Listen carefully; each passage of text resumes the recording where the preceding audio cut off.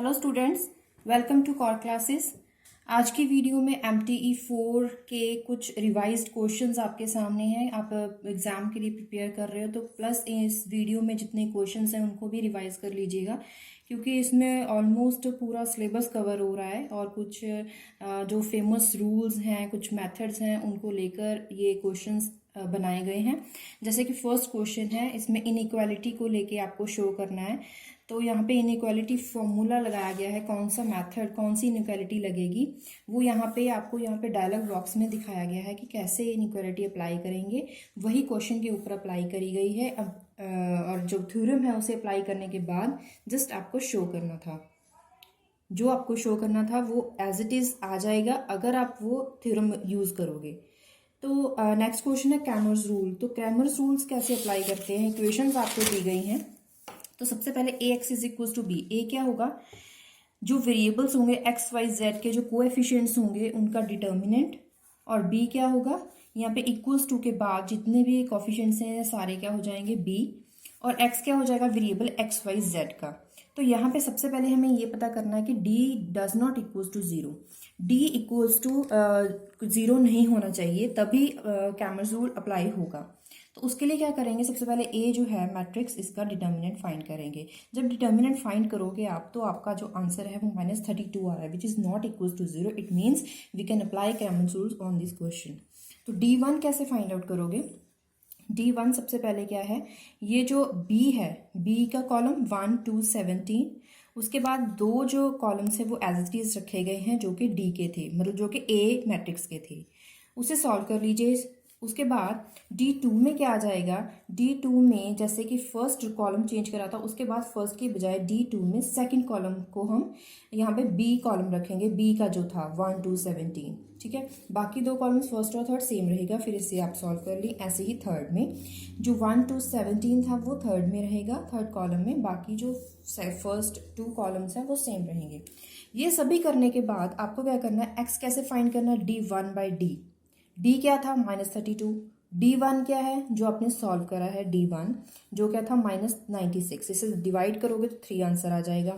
ऐसे ही y D2/D and corresponding z D3/3। ये जितने भी इनके आंसर्स आएंगे वो आपका क्रैमर्स रूल अप्लाई करके सोल्यूशन हो जाएगा। गॉस एलिमिनेशन मेथड, ये भी इंपॉर्टेंट है। Substitution method, Gauss elimination method दोनों ही इंपॉर्टेंट है। आपके सामने क्वेश्चन है, इक्वेशंस लिखिए। सबसे पहले सेकंड इक्वेशन में से y को एलिमिनेट करा। आप कोई भी दो इक्वेशंस ले सकते हैं, ऊपर वाली दो ले सकते हैं, आप डिपेंड करता है कि इजीली कौन सा आंसर फाइंड आउट हो सकता है, कौन सी इक्वेशन इजीली अप्लाई हो सकती है। तो इस क्वेश्चन में y का कोई कोफिशिएंट नहीं है, इसलिए मैंने सेकंड इक्वेशन यूज करी। यहाँ पे y की वैल्यू निकाल के मैंने इक्वेशन नंबर थर्ड में अप्लाई करी, तो मेरे पास ये इक्वेशन नंबर 4 बन गई। उसके बाद मैंने इक्वेशन नंबर 1 में से, ऐसे ही जैसे मैंने सेकंड में किया था वैसे ही मैंने फर्स्ट इक्वेशन में से y निकाला, y को एलिमिनेट करा, और उसके बाद मैंने इक्वेशन नंबर सेकंड में उसमें ऐड कर दिया, ट्वाइस 2 के साथ मल्टीप्लाई करके फिर ऐड कर दिया। मतलब क्या हुआ, इक्वेशन नंबर 1 में से मैंने y की वैल्यू निकाली +2 इंटू इक्वेशन नंबर 2। ये क्यों करा, क्योंकि मुझे x और z वेरिएबल चाहिए थे, क्योंकि मेरी इक्वेशन जो 4 थी उसमें भी x और z वेरिएबल थे। x z जो वेरिएबल्स इक्वेशन बनी है, तो उसमें मुझे x और z में सबसे पहले फाइंड आउट कर लूँगी। x और z फाइंड आउट करने के बाद कॉरस्पॉन्डिंगली किसी भी इक्वेशन में सब्स्टिट्यूट करके आप y की वैल्यू निकाल सकते हैं। तो डिपेंड करता है, जरूरी नहीं है कि हमेशा ही x और z के फॉर्म में इक्वेशन आपको फाइंड करनी है। x और y में, y और z में, z और x में हो सकती है, डिपेंड करता है कि इक्वेशन आपको कैसे दी गई है। तो उसके बाद नेक्स्ट क्वेश्चन है स्टैंडर्ड फॉर्म। इक्वेशन फाइंड करनी है स्टैंडर्ड फॉर्म में। It is very very easy question. आपके फर्स्ट यूनिट में ये क्वेश्चन है, आपको रूट्स दिए गए हैं, आपको क्या करना है 1 2 3 4। ये आयोटा जो वैल्यू है ये प्लस माइनस में है, 1 2 3 4 रूट्स हैं, तो इसका मतलब ये जो इक्वेशन बनेगी वो x पार्ट 4 की फॉर्म में बनेगी, पॉलिनोमियल। तो x4 x³ x² x and constant term. Next question, pair of equal roots. इस इक्वेशन के पेयर ऑफ इक्वल रूट्स हैं, वो रूट्स आपको फाइंड करने हैं। रूट्स पहले लेट कर लीजिए, उसके बाद इसके कॉरस्पॉन्डिंग इक्वेशन बना दीजिए। इक्वेशन बनाने के बाद 1 2 3 इक्वेशन बनाई 1 2 3 तीनों इक्वेशन को यूज करके, ये कैसे इक्वेशन को यूज करके ये वैल्यू फाइंड करी गई है वो आप कैसे निकालोगे।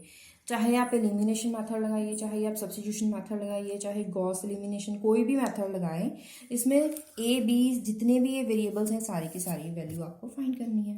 जब आप ये सारी वैल्यूज फाइंड कर लोगे, क्योंकि क्वेश्चन में बोला था has a pair of equal roots, तो आपको रूट्स मिल जाएंगे। कोई भी मेथड, इक्वेशन बन गई है, आप चाहे सब्स्टिट्यूशन लगाएं चाहे कोई भी मेथड लगाएं।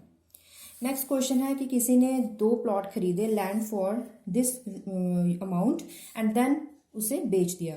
ऑल्सो ही मेड प्रॉफिट 15%, और फर्स्ट प्लॉट के लिए और सेकंड प्लॉट पे उसे लॉस हुआ 10%। टोटल प्रॉफिट का जो अमाउंट है वो आपको गिवन है। How much did he pay for each piece of land, दोनों के लिए कितना उसने कैसे कितना उसने पे किया।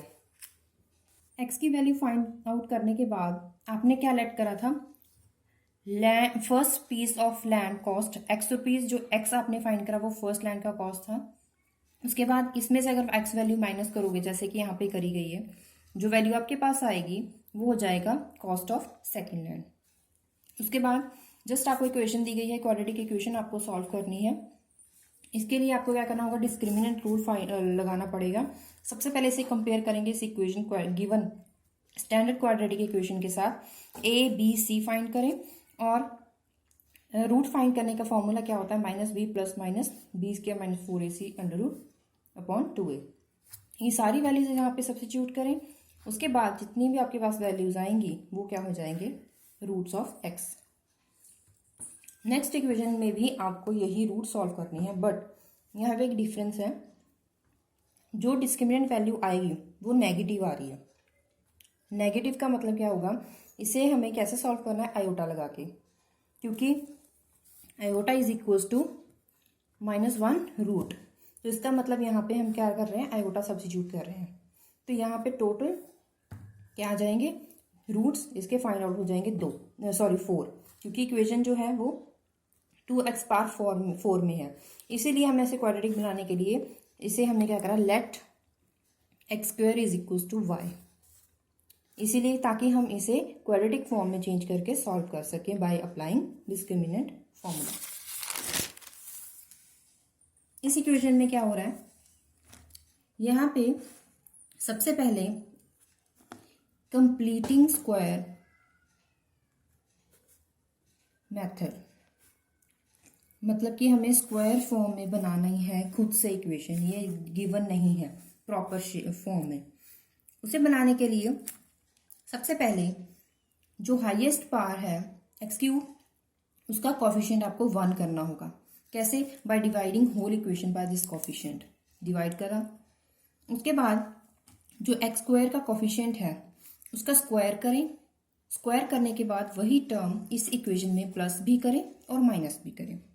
उसके बाद आपके पास एक इक्वेशन बन जाएगी a plus B whole square या फिर a minus B whole square की फॉर्म में, जैसे कि यहाँ पे बनी। उसके बाद क्या होगा, एज्यूम करें जो y है, क्यों ऐसा लिखा, क्योंकि यहाँ पे x प्लस 1/2 है, जैसे हमने एज्यूम करा y। क्वाड्रेटिक इक्वेशन हमें बन के आई है क्यूबिक फॉर्म में। एज्यूम करें y इज इक्वल टू m प्लस n।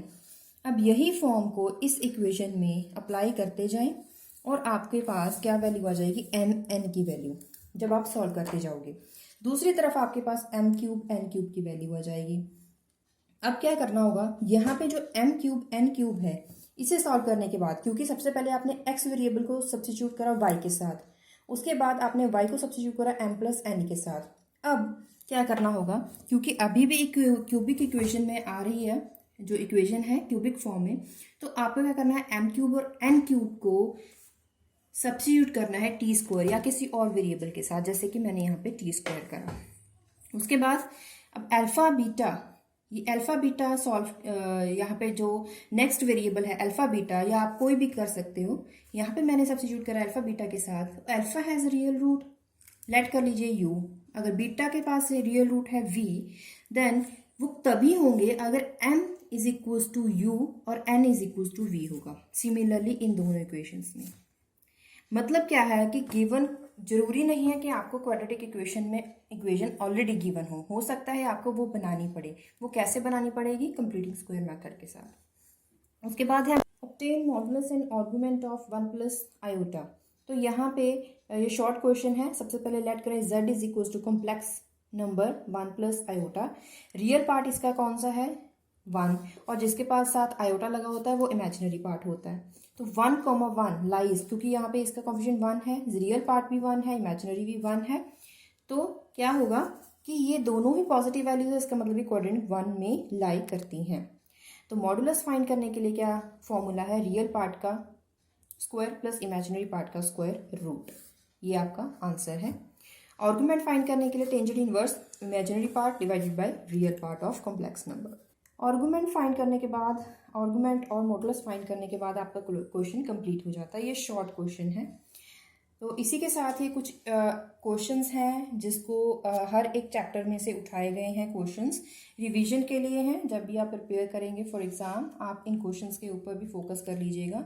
आपके लिए हेल्पफुल रहेंगे और टाइम भी सेव होगा, ताकि इस वीडियो को रिवाइज करने के बाद, इसके ऊपर वर्क करने के बाद आपको जो पूरा सिलेबस है उसमें से टॉपिक आपके ऑलरेडी प्रिपेयर हो जाएंगे।